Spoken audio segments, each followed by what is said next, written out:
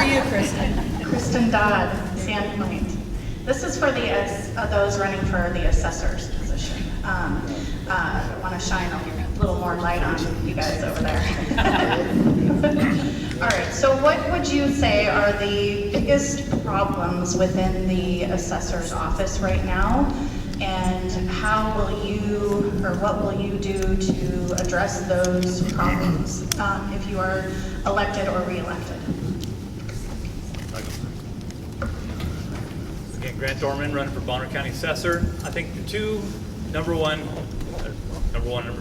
biggest problems are the assessments presently are based on some costing tables that are completely antiquated. I continue to hear time and time again from the same story about how property assessments have jumped 200–300% in 1 year.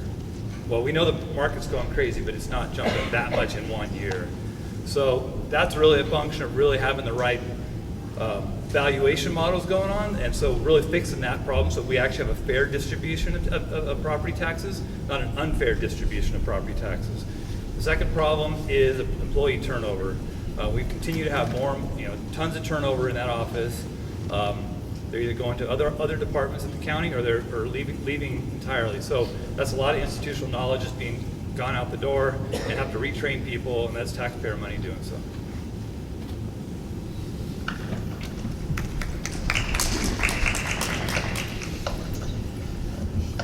We are continuing to grow and change, make things better and improving. Currently, we are working with the state to get new computer-assisted mass appraisal systems. But I do have to address a couple things that were said, that he said our costing models are old and antiquated. But it doesn't matter where you start, it matters where you end up. And as far as our employee turnover, finally we've gotten to the point where we are not seeing the employee turnover as we had before. And it was not just the assessor's office, it was countywide. And in fact, there are 2 positions in the county, at least 2 positions in the county that still have not been filled.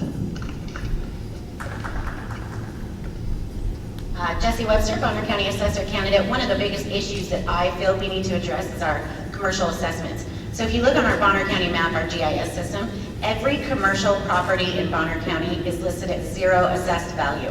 Why is that?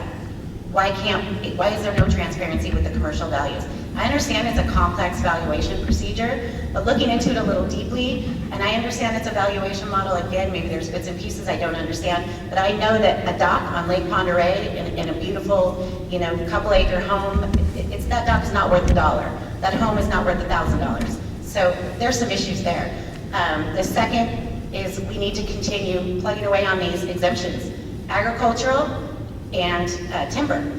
With the growth in Bonner County, people buying up huge timber acreage, we need to make sure they're following their forest plan.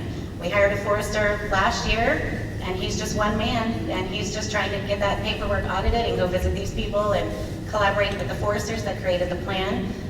How I would do it, honestly, the commercial properties, honestly, I feel like at this point they probably need an audit from an outside firm. I just don't know that we have the capability, or the professional, that I just don't feel like our people in the office, it's been going wrong for years and years and years. We need to bring in some outside help, get it straightened out, figure out what's going on. I think the exemptions are going in the right direction as long as they continue to be audited or checked every year. Okay.